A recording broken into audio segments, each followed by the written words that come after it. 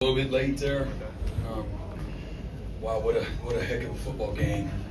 First, just congratulate Coach DeBoer and their staff, their players. Nobody really deserved to lose that football game. That was a well played, hard fought, slugfest, and incredibly thankful and proud. Appreciate our players just laying it on the line for 4 quarters. I've been talking and bragging about this team that this is one of the best teams I've been around when it comes to just the brotherhood and the belief in one another. Something special about it. These guys, again, if I've said something once, I've said it 100 times. They like to work, they like to compete, they like each other, and I think it shows. I don't think you find a way to win our 4th true road game in the fashion that we were able to against the quality of the opponent we did, unless you have a lot of ingredients that maybe aren't on a stat sheet. And we got the right people in all the huddles. I thought our second half was just much more complimentary than maybe the first half, even though the first half there were some good things, not quite as sloppy, but man, we talked about the turnover battle and just what's the eye test going to say about a physicality standpoint. And I love the way we struck, we put hands on people, we moved people, the pile continued to fall in the Sooners' direction. We got our hands on a lot of balls. I think we forced 3 fumbles. We had maybe 3 picks, and one was called back for an interference. And we blocked a field goal right there before half. Taylor Wine did. He had a strip sack. And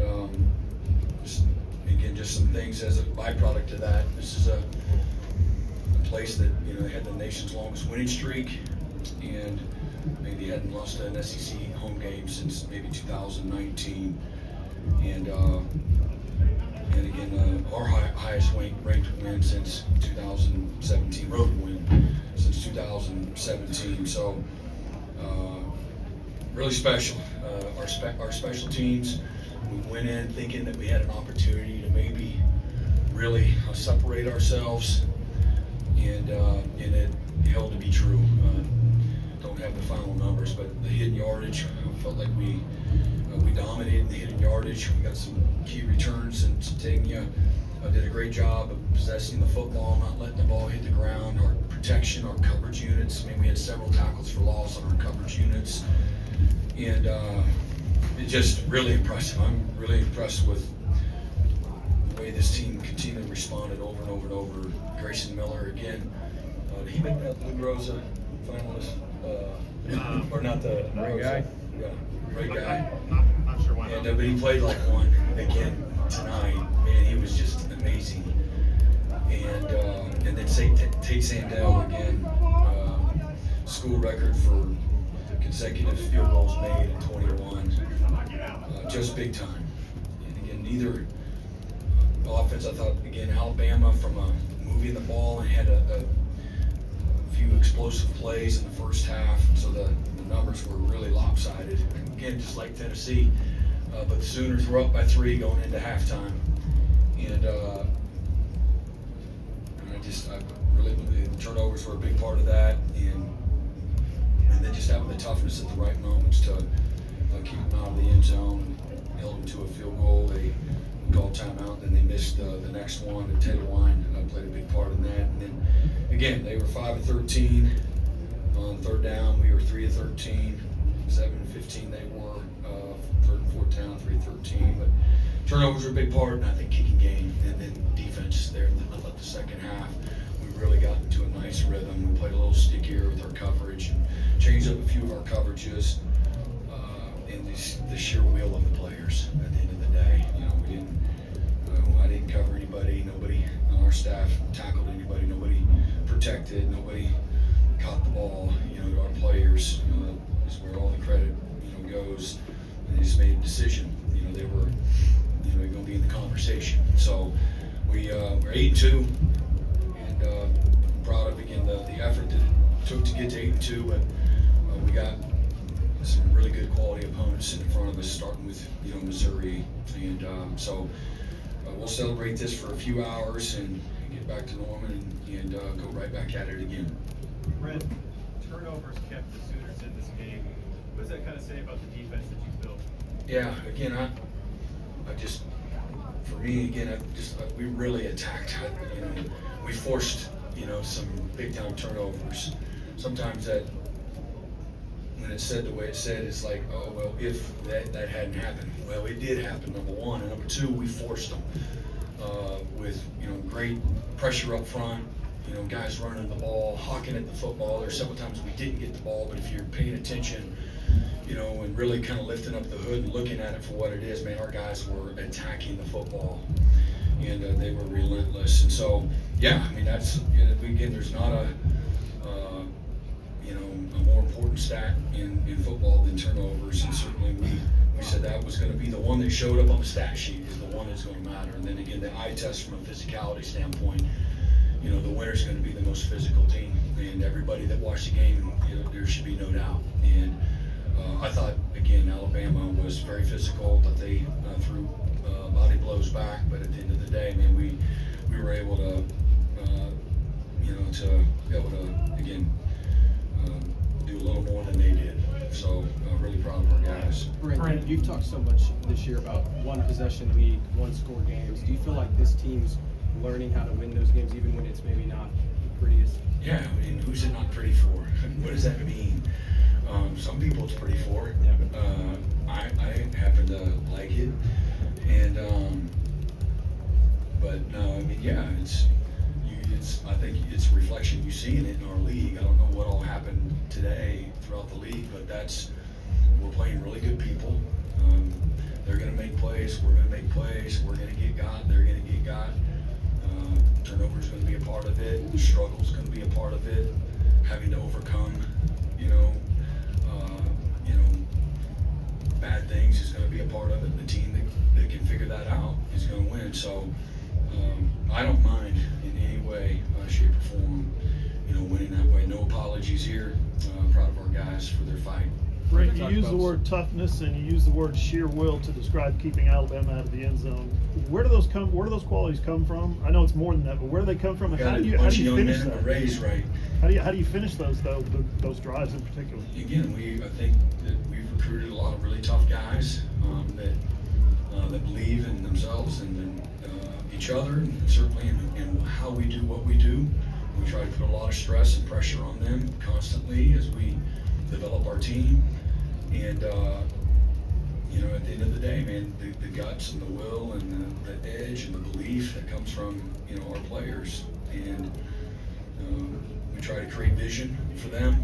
I think it kind of starts with that, and then it's belief, and then you got to be willing to kick the door and take the action that it requires, and be the one that kind of lines up, get nose to nose, and it's about competing to win. And everything, you know, has magnitude and everything matters. So our players have really bought into that, and they haven't flinched. You know, when the fire is raging and things are looking a little desolate, man, they have responded, you know, several times this year, and they certainly have the last couple of weeks when it mattered the most. So just have a lot of respect for our players. I thought they put respect on, again, our brand again this week, and for this program, for this team 131, and certainly in this conference. You know, I thought they represent themselves in an incredible way. How big was Bowen's touchdown? Second straight trip. You're not doing well. You get a pick six. Did you do that last year? It was huge. Yeah, I mean, if you look at the game, it comes down to the one possession there. So yeah, that was critical, huge play.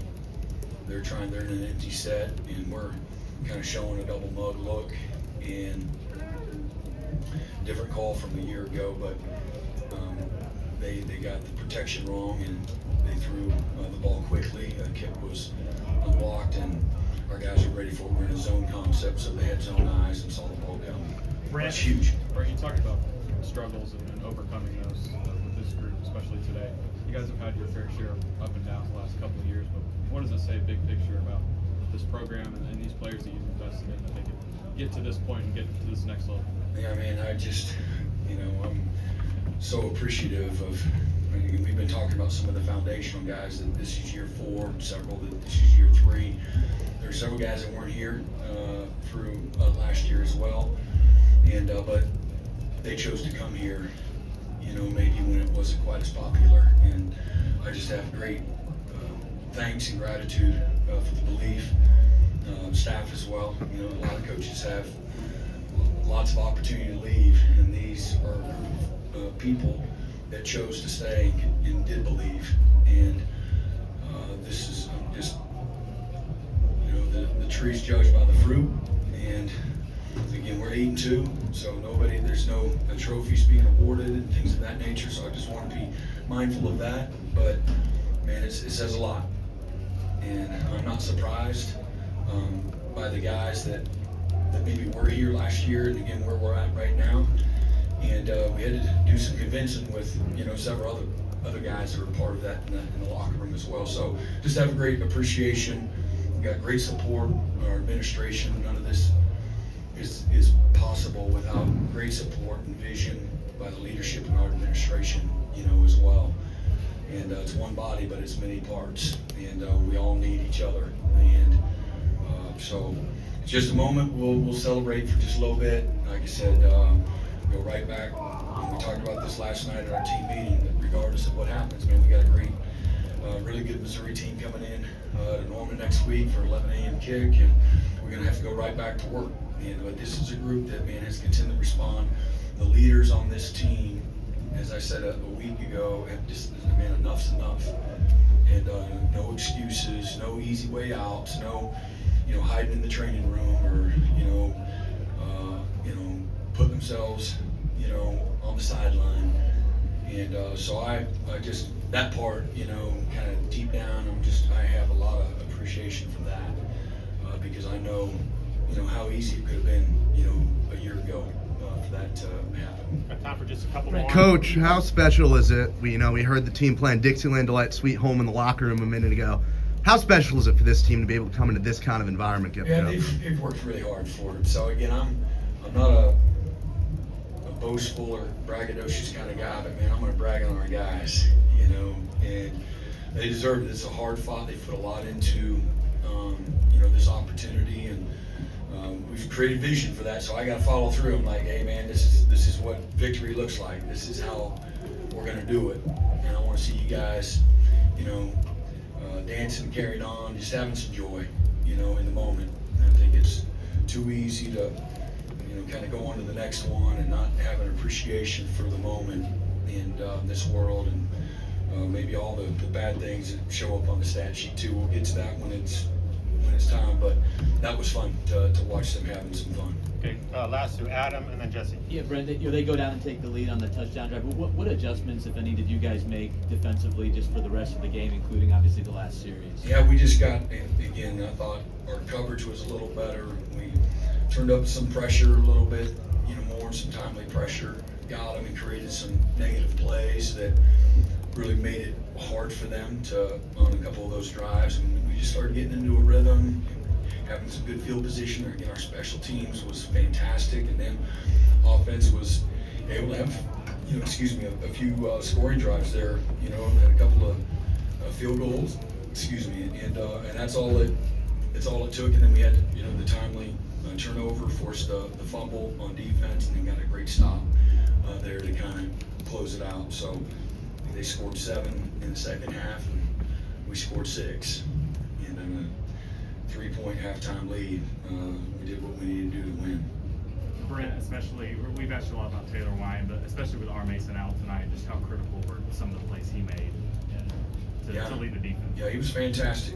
He's exactly who he's been all year, one of our best defensive players. And he's a guy that he's a lot of fun to be around. Man, he's just got an innocence to him, and he loves for you to push him. And he's willing to, again, have the truthful conversations that really good players that are going to improve and develop need to be willing to have. He's a shining example, and then everybody pays attention to all that. And Coach James done a great job with that, with his group, and but he's really become a great leader because he shows up and does the work. He shows up and makes plays, and he's going to give everybody else credit, you know, in doing so. But he was really disruptive again. Made some huge plays tonight that helped us. Were real critical, pivotal plays in the game, and really proud of him. Thank you, Coach. Yep, all right. We'll do Appreciate it. players and Coach Arbuckle on the field.